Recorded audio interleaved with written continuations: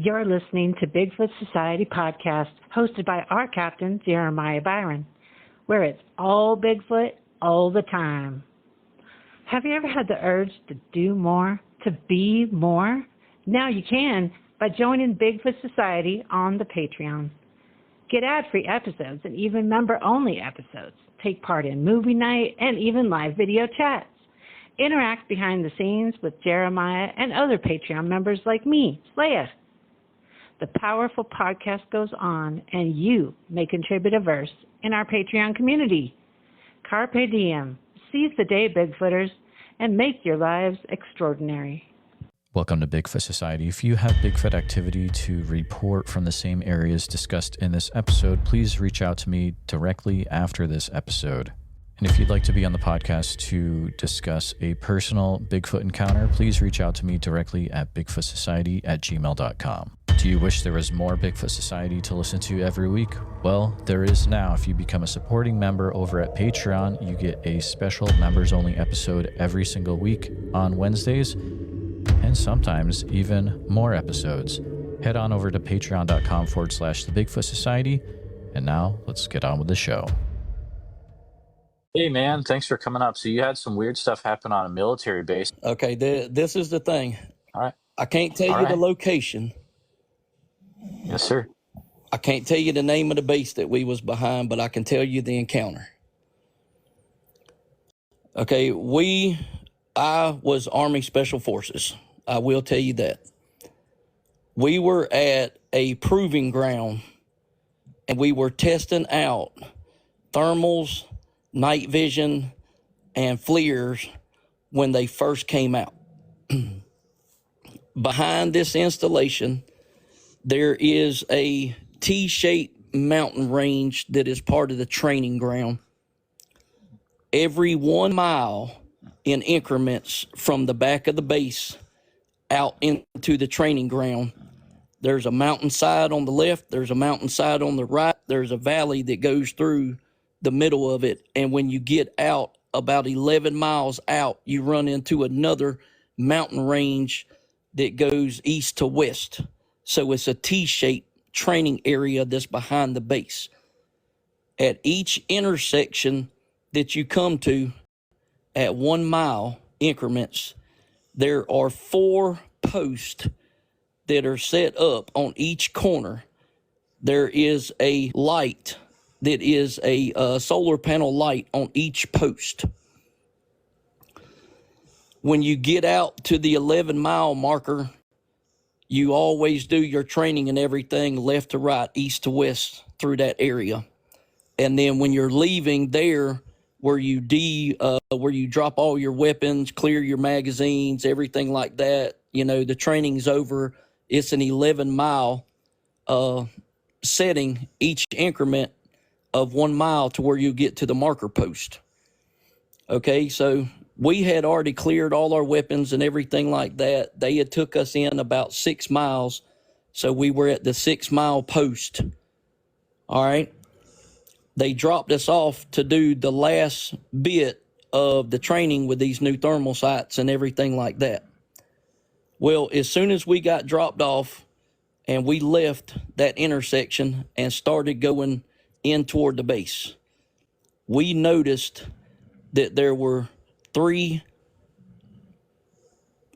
I can't say people, I can't say creature, I can just tell you there was 3 things that was on the mountainside beside us, where we could see them in the FLIR and we could see them in the thermal, but we couldn't see them in the night vision. There wasn't enough light. As we was moving from that intersection to the next intersection, they were traversing the mountainside on an angle coming down toward us, to where they were going to intercept us within the next mile to 2 miles before you get to the next setting. So as we keep going down, they keep going down at an angle. It's scared. Now, this is a Special Forces team of 7. There's 7 of us, and we're basically doing the last, 6 miles into the back of the base. We got to the next marker where the lights were, and they had went past that. We were sitting there and looking at them, and we're like, okay, they're keeping on moving, so we're just gonna keep on moving. So we were moving on down to the next intersection. They started coming down closer and closer toward us as we got to the next intersection. Before we got into the edge of the light, and they were going across the dark side of the far side of the intersection. We was on one side of it, and they was going across the other side. We went back out the next day where they crossed at, and I took a tape measure, and I measured the light post on all 4 corners. All of them are 8 foot exactly. We had recorded thermal, recorded FLIR, and night vision at that point that was all recorded, to where as they walked across the dark side of that intersection, their heads were above the lights. We stopped. We were so scared just the feeling that comes over you, to be terrified that much.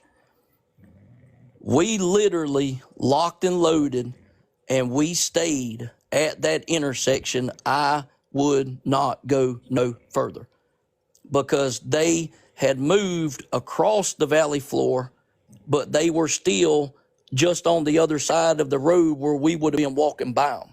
Almost like they didn't know that we could actually see them in the dark. They just acted like they could see us. They knew we were there, and that they were pretty much just waiting for us to get to where they could get to us without us noticing them. I called up to the base and had them roll my 6 Bradleys out there, fully armed, all weapons hot. I would not go past that next intersection. We loaded up. As the tanks were rolling by, they started going up the other mountainside, up the other side. And it was probably for them to come to the base, from the base out 5 miles on tracks would take them about 20 to 25 minutes. Within that 20 to 25 minutes, once the back entrance of the base opened up and there were Bradleys coming our way, they started traversing the mountain range on the other side of the valley. Within 20 minutes, they were completely out of sight.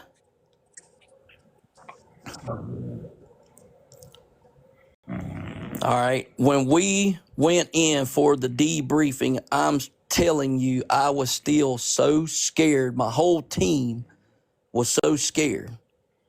We've been to Beirut, we've been to Lebanon, we've been to Iraq, Afghanistan, Kosovo, Somalia. Everywhere, in every kind of jungle that you ever thought of, any kind of desert you ever thought of. And we was on the back of a training ground, on what they call proving grounds. And I'm telling you, what they say about the infrasound of just the pure terror that you get, that it gives off. I'm telling you, when we watched them walk across the dark side of that intersection, and you can still see their heads above the light posts that are there. And just watching them, and it's all flat on the other side of the intersection. So it's not like there's a hill on the other side of the intersection and they're, 6.5 foot. No, it's all flat. And these posts are 8 foot. and you can watch all three of them walk past the post, and their heads never go behind the post. And when we got back inside the base and we done all the debriefings and everything, they made us sign documentation saying that we would not talk about it. We would not let anybody know where we were at. That was the discussion. We could tell people about the incident, about what we saw, but they took the videos from all the instruments that we had, and we all had to sign documentation showing and saying that we would not let them know where the incident happened at, the name of the proving ground, even the state that it was in. We couldn't tell nobody any kind of information about where it was. But until I climbed out of that, into that Bradley in the TC seat, because my driver and my gunner was still at the base, but we had them roll out and come pick us up, weapons hot. Okay, that's how scared I was. Okay, now I've got an AR-15 on me with my regular, 700 rounds, and I've got a Glock 45 strapped to my chest. And I'm telling you that we did not have enough firepower. There was not enough ammo there for what we felt we would have been fighting.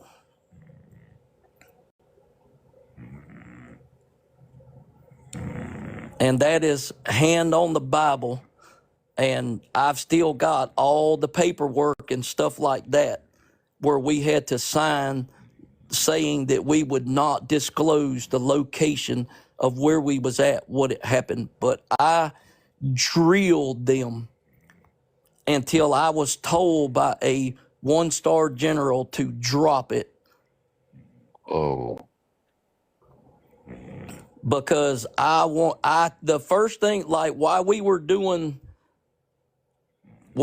moving, I was calling into the base and trying to find out if they had anybody else out there that was doing any kind of surveillance on us, to be able to use instruments to see us as we're trying to see other stuff.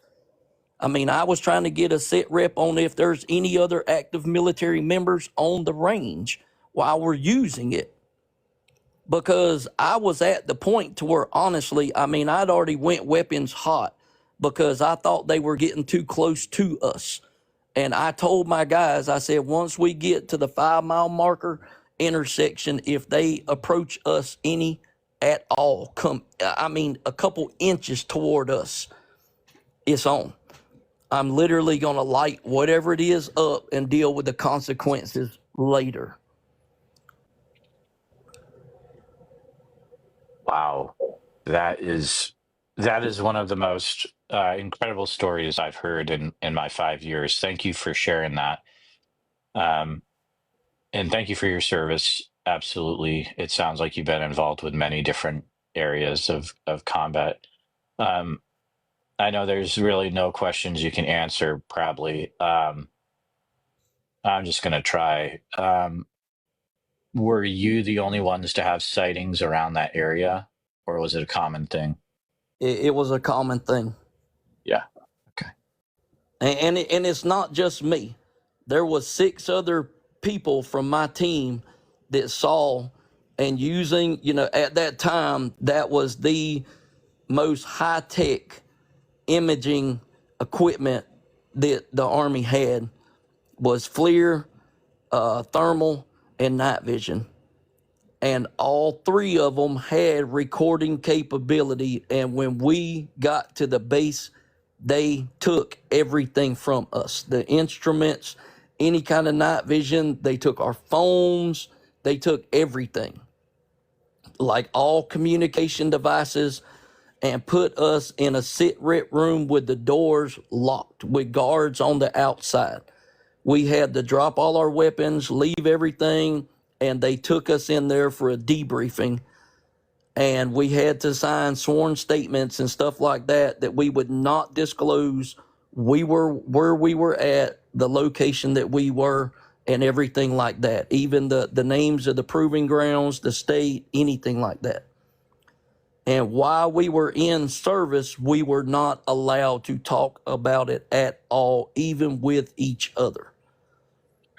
They told us once we were out of the military, we could talk about the incident, but we were still sworn to secrecy about the locations of where it was. And it makes you wonder why they were taking it so serious, and that's absolutely intense. Ooh. Thank you for coming up. I'm not going to press things any further. I don't want to put you in a situation, but I appreciate you sharing what you're able to. You have my email there on screen if you ever need to reach out at a later time, sir. Thank you. All right. Hey, this is Jeremiah. Thanks for coming up. Oh man, I'd love to hear what you experienced out there in Glenny, because what I've heard so far, it's there's some activity in that area. Yeah, so unfortunately, this isn't firsthand experience. It's a uncle of mine that owns some property in Glenny, who tells me the stories of a family of them. I guess a mom and dad and two young ones that are in his back 80 acres. That he hears them more than he sees them, but he has seen them a few times. He describes them. Well, I mean, pretty much as you think. I guess what he most talked about is the way they move around. I guess he describes it as really unusual, the way they travel. It's almost like he describes it as like a gliding motion, like the head and shoulders, they don't bob up and down. It's more of just leg movement, very, very fast, almost like a gliding motion. That's kind of what fascinated me about it. Oh, wow. Do you still have contact with this individual? Yeah, it's my uncle. I talk with him maybe every month or so. I can call him at any time and talk to him. But I know he's had many encounters. He hears them all the time. At night, he hears the Ohio. He describes it as I'm sure you're familiar with the Ohio Yep. howl. That's what he says it closely resembles, almost to a T. He's seen them from a distance in the woods. He had one encounter where he saw one come out chasing a deer, and the deer was running from one patch of woods to another through a clearing, and this bipedal, Bigfoot came out into the clearing and actually caught the deer. So they're that fast, they're that quick. It caught the deer and drug it back into the woods in a matter of seconds. He said he was a good 100 yards away. He wasn't too close. So that's about what I got. That's awesome.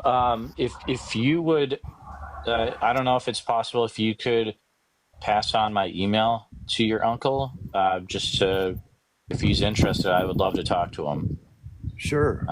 Yeah, totally up to I'm you. wondering I'm curious where that barn is at, where you're talking about with that policeman had a standoff in Glenny. I mean, it's a really small town, so. Is it really? I wonder how close it is. I'm wondering how close it is to my uncle's place.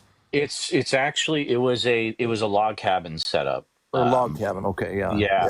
And I think he actually, this is years ago, I talked to this guy, but I think he said it was either not in the family anymore or it burned down. But if you go to, my podcast is Bigfoot Society, and if you sort by like most viewed, it's the like one where it's like a police officer has a standoff with a Bigfoot in Michigan. Okay. All right. And you might be able to figure it out if you're familiar with the area where it was. Yeah. I don't know. Yeah, I'm somewhat familiar. So Cool. I will definitely check that out. All right. I wish I had more for you. Hey, no sweat. It's a good potential lead though. Appreciate you coming up. All right. Thank you. Thanks for having me. All right. Thanks, sir. Hey, man. Thanks for coming up. All right. Cool. So what happened on your deer hunt, dude? It would have been 2 years ago. This fall. We own right at 200 acres that opens up into 1,100 acres of government land around the Wayne National. And I heard brush kick up, and I thought it was my target buck. It was massive. And nothing ever came in sight. And then just like these blood-curdling screams. And like the only thing I could do, I was afraid to pull my phone up. I didn't want it to see me before I seen it because I didn't know what it was. So I just kind of pulled out voice memo and recorded. And like you could hear it like echoing off the hills. And as soon as it quit, I went out of the woods, and I haven't been back in those woods. Wow. That's Southeast Ohio? That is southeastern-ish. I'm the farthest south county in Ohio before you get to... Uh-oh. Okay, you're still there. Good. Good. So my email is bigfootsociety@gmail.com. Would you be able to share that audio you captured? That sounds really interesting. So weird. 740, I'm gonna have to let you go. Sorry about that. You're something's going on weird, but feel free to reach out through email. All right, Bigfoot Society, we've got the privilege of talking to Sean tonight. Sean's an individual that reached out to me through email. It's a pleasure to have Sean on the show today. And Sean, I'm going to go ahead and pretty much give it over to you and bring us back to that time in Minnesota where you experienced some pretty interesting things. Thanks for having me on. I'm kind of excited to talk to you. I listened to your podcast. I just not recently, but this year, joined Spotify, and I found you and your podcast, and I listen to every show. And I've been a Bigfoot believer probably before I even knew what Bigfoot was. My sister's about 6 years older than me. When I was 8 years old, I was born in Minnesota, born and raised. My sister and her friend's parents had a boat, and they would go on Lake Superior a lot. And there's a chain of islands just above Wisconsin called the Apostle Islands. My sister has a picture. She doesn't know exactly what island they were on. I've asked her this about it many times, and she tells me what she can remember is her parents, or the parents, docked the boat. Her and her friend went on the island. They found this giant rock. I mean, it was more like a boulder. I don't know how far back my sister's friend is, but she took a picture, and on the ground level, it would be when she was taking the picture, it'd be her left, so my sister's right, so it'd be behind my sister. Clearly looks like a monkey. You can clearly see the monkey. It just looks like it was walking by, and it kind of just maybe saw the flash, or maybe saw them or something. I don't know how she couldn't see it, but my sister said that all she remembers was the island was really quiet. There's no birds. It kind of felt like, I don't know if she said they're playing like they're being chased by something. I don't know, but she doesn't remember too much. So ever since 8 years old, I was wondering why there's a monkey in that picture. Around 97, when Web TV came out, I got Web TV, and that's when I learned about Bigfoot.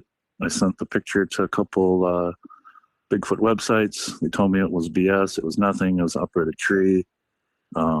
It was just nothing, but it was just too clear. I mean, I took it to, I forgot where it was, someplace where you could pay for internet use. And then I tried zooming in on the picture. You could clearly see where the eyes were sunken in. You could see the forehead. You could see where the skin and the fur on the head kind of part. It was really obvious. The guy that worked there, he was like, "What the hell is that?" I was like, "It's a monkey." He's like, "From where?" And I was like, "On those islands on Lake Superior." And he was like looking at me like I was crazy. But so I've been trying to find that picture again, but my sister moved so much that it's just, I don't know if we'll ever find that picture again, but, and then that kind of sparked my interest in Bigfoot. So around 96, I started getting annuity payments because my dad was killed when I was a baby. So I got a bunch of money when I turned 18. And so I started getting into Bigfoot. I started hunting it. I was pro kill. I was doing it a different way. I wasn't hunting it. I was trying to lure it to me. I didn't know anything about anything. So I was trying all different methods, food, baby toys, just anything to try to attract it. A lot of the Bigfoot organizations didn't really like me because they knew I was feeding off their sightings. So I would find sightings in the area that I lived in, and I'd go hunt those areas. And they knew what I was doing. I used the kind of the cover of I'm out there coyote hunting, varmint hunting. So I was in the ghillie suit. I had the rifle. Spent a lot of time. I did that from about 97 to 2008. I was pretty hard into it, but we can talk about that some other time. Because, I never seen an adult. I seen juveniles and babies. I figured I could probably attract that more than an adult. So I don't know. It was just a different kind of method I was trying. And I notice all these people that do the hunting now, they try to go seek it out. But I think it's best if you try to lure it to you. But anyways, we can talk about that some other time. To tell you about the camping trip, I sent you those screenshots. So I don't know if you want to, if you're looking at those now. Yes, I got him up. So I'm taking a look at it. So back in about 2000, I'd say about 2000, 2001, my friend's parents sold their house and they bought another house, but for some reason, the people that were in that house weren't leaving for 2 months.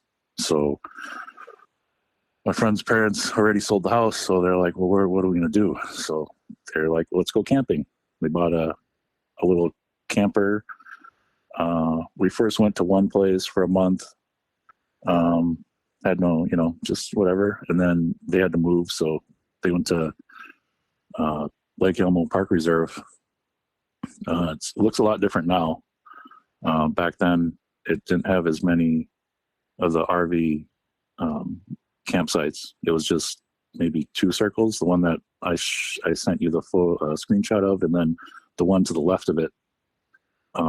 So the others weren't there. So we were there for about a month.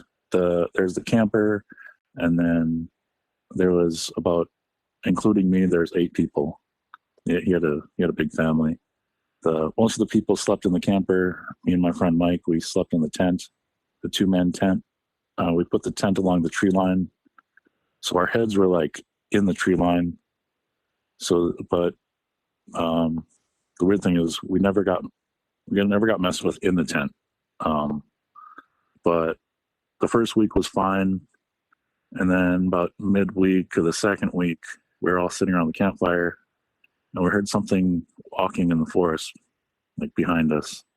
You could tell it was walking down a hill. It was just really crunchy, but you could tell it was walking on 2 legs. We thought it was a deer at first, but then as it came closer to the tree line, we're like, no, that's walking on 2 legs. So we just kind of ignored it. Then the next night happened again around the same time. It's really weird. We just, played it off whatever. After a week of it happening, we just kind of got fed up with it.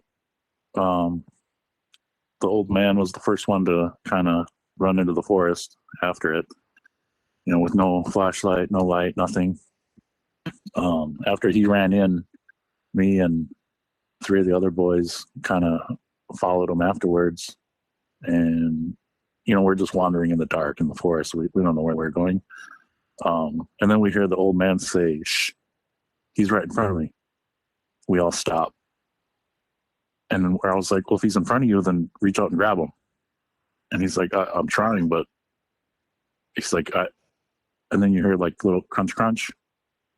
And then we all kind of walk towards the crunch, crunch. Obviously nothing, probably walking to each other. Don't know where the hell I'm stepping. And then we hear crunch, crunch kind of further away. Then we're still kind of wandering for a couple more minutes. Nothing. We didn't find nothing. So we just kind of went back to the campground where we were camping. And then just like weird things like that would happen. And we tried telling the park rangers what was going on. They didn't really believe us at first until other campers started getting messed with. Like food would start going missing, clothing would be missing, towels, just like things were gone through. And they thought it was us. They thought we were trying to like mess with other campers. I don't know. They didn't believe us. They thought it was us doing it. So it got to the point where they called in the local police. The local police came in. He had a canine. He asked us what was going on.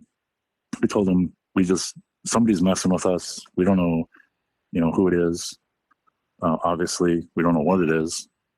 So the canine and the dog, or the cop and the canine, go into the forest with his flashlight. He walks in about, 20 feet, turns his flashlight off, and then maybe 100 yards behind him, you hear a whistle. And you see the flashlight turn on, like he was like spooked, and he turns around. His dog didn't react, but as soon as he turned around with the flashlight to look to see where he could see the whistle, another whistle on the other side of him. So he turned around again, and as soon as he turned around, I don't know, maybe he saw something. I don't know what he saw, but you could hear him on his radio. He called something in, and then he comes back out and he tells us, he's like, well, whoever it is, we're going to find him, because I just called in the state trooper helicopter and they got thermal and night vision. So whoever it is, we're going to find out, because it got to the point where the park was fed up with it and they just wanted, they wanted to stop. So that's why they bring in the trooper with the helicopter and the thermal and all that. They flew over for like half hour, and they called back to that canine cop and said that they didn't see anything, didn't find anything. So what puzzled me was how it got away so quickly. Because there's really, if you see on the map, I mean, from when that cop called in the helicopter, it was no less than 3 minutes that the helicopter showed up. And they never found anything. They said the weird thing was they didn't see even any animals, like on thermal. The weird thing was the one night, me and my friend went into the forest to kind of see if we could kind of maybe wait it out and maybe kind of wait till he comes out, whoever it was, maybe kind of, ambush him some way. I don't know. And the weird thing was I saw the silhouette of him. He was like sitting down, and what was weird was the silhouette looked like a guy in a flannel wearing a baseball cap forward. And I seen him between two trees. The sun or the moon was like behind him, so you could see the silhouette. And I pointed to my friend. I was like, look, he's right there. And as soon as we kind of got up to go towards him, all he did was kind of fell forward. And then he was gone. Like, no sound. So I don't know if he just laid down, because obviously we weren't going to find him. But it was just really weird how. And then we went to where he was sitting. And where he was sitting, you could clearly see our campsite, like really clear. It was really weird. So I don't know why he was watching us or who it was, but it was just really weird. But I'm not saying it was Bigfoot. It was just whoever it was had to have had night vision and knew how to walk in the forest quiet. And for some reason, they were just messing with us. I honestly thought it was one of my friends' friends messing with us, because he was like, one of the brothers was in the army at the time, and I don't know, a lot of stuff was going through everybody's heads. Like, we thought we thought it was somebody, but for somebody to hide that well from the police and thermal and all that and park rangers is just beyond me. Yeah, it's such a weird account because, as you said, you're not saying it's Bigfoot, but the way you're describing it, there are things that it does line up with other accounts. Like you have the whistling, you have the random disappearing, but then on the other hand, like that's a weird silhouette, doesn't really maybe line up with what people think of when they usually think Bigfoot, but it just it really makes you think. Because one incident we had where me and my friend were sitting by the campfire, everybody else was in the camper. I've never seen this happen before, but like about six, 7 raccoons just kind of nonchalantly just came out of the forest through our campsite, and literally seconds after that, like a tree started shaking, and we heard like it sounded more like a dog growl, but where the tree was shaking, it was about 7-8 feet up, and it made like a low, like guttural, like dog growl, and we kind of looked at each other like, what the hell is that? And I honestly don't remember what happened after that. I don't know if we went back into the tent or what, but we just kind of, I know it scared the shit out of me because I wasn't expecting that. But, and then we did also find our towels in the thickest part of the forest, because we couldn't find our towels for some reason. And my friend had the idea that to go just look for them. And we thought we saw somebody in the forest, so that's why we went towards them. But it was really our towels, just hanging up on some branches, kind of like they're drying. It was weird. That's why we thought somebody was messing with us. Also, there was a man-made lake there where it was like chlorinated, and my friends told me they remember when they were swimming, their sister was on the beach, and they seen a guy like literally standing, like he had his face up against her back of her head, but she didn't know. So that's why they kind of thought maybe it was him. But I'm like, why would somebody target just us? There was other campers. There's so many other campers. And sorry to be all over the place, but I remember too, the site next to us, these 2 guys came. They're new campers, and they were kind of bragging, like, because they heard about what was going on. And I don't know if they were just full of it, but they're like, oh yeah, we're ex-Green Beret. We're going to set up a trip line from our tent up into the forest, and whatever it is, we'll trip the line and we'll know, and then we'll go investigate. What was really weird is he said they were going to be there a week. The next day they were gone. So I don't know. I don't know what was up with that. I don't know if something was in there messing with them all night and they got super spooked that they just moved, because we don't know if they went to another site or what, but they're like, yeah, we're going to be here a week. If anything's out there, we're going to find it, because, we're ex-military, and they're gone the next day. I was like, what? I was like, where'd these guys go? I thought and we couldn't figure it out. Why?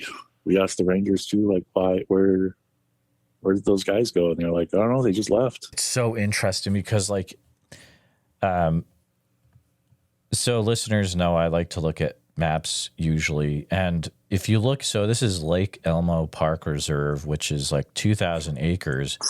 And you can look at it a few different ways, because you can look at it one way, it's on the east side of Minneapolis. But then if you look at the whole map, it's kind of in the area where there's a part where Minneapolis starts to not be Minneapolis and goes into like that driftless area eventually, which is your your southeast Minnesota and then your western Wisconsin and northeast Iowa, and that area is like crazy for Bigfoot sightings. So I don't know, there's a few different ways definitely to look at this, but it's so interesting. What year did you say this was again? Probably, I think like 2000, 2001 in the summertime. Okay. 2000. Interesting. 2001. Okay. But yeah, it didn't look, that park didn't look like that before, like back then. Now there's so much more. And where I sent you the screenshot was where we were. You can see the tree line, and then behind it, there's that lake. I do remember one time me and his little brother were taking a little hike, and we heard splashing in that lake, and I just jokingly kind of yelled out, "Help me!" And you could hear a real low, creepy, "Help me!" And we didn't go help. We ran. It scared us. Oh, wow. But it was super weird how you and my friend was like, or his little brother was like, "Did you hear that?" And I said no, but I heard it, and it just, yeah, kind of freaked us both out because we weren't expecting that. And yeah, it was just a lot of weird stuff happened that whole month at that campsite. It was so weird.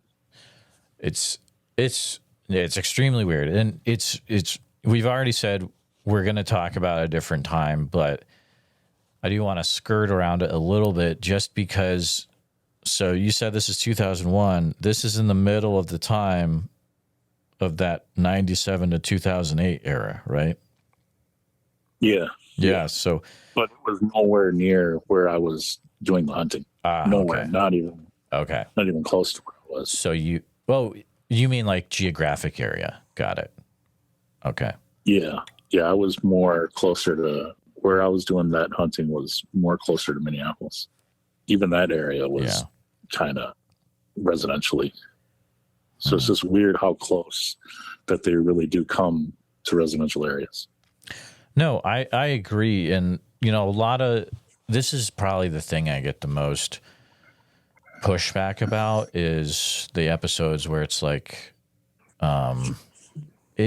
northern Portland or it's southwest Portland, and people are like, well, it's so close to Portland or Minneapolis, or put in the big city name. And people need to realize that it can happen because these cities get larger and larger, and they push into areas, or the creatures were there beforehand, and then the city just grew around it. I mean, you've got, for example, an area down in Florida called the Green Swamp, and it's an extremely active area, but it is surrounded on all sides by a lot of housing. And I don't think it's out of the question that stuff like this can happen in an area such as what you're presenting. And you don't know exactly what happened, but it's just such an interesting story. Yeah, because now I live in Portland, Oregon, so I've been here since 2017, and even like I live in Southwest Portland, but if you really think about it and you look at it, there's a lot of thick forest here, like all over Portland, and it wouldn't surprise me because I see coyotes, I see foxes, I see a family of foxes all the time. I see the pups and the parents, they're always chilling on the road. Like, people think that these things don't live in the city, but they do. Yeah, absolutely. I've gotten more than a few reports, probably 2 or 3 from how North Portland has like that big wooded area up there.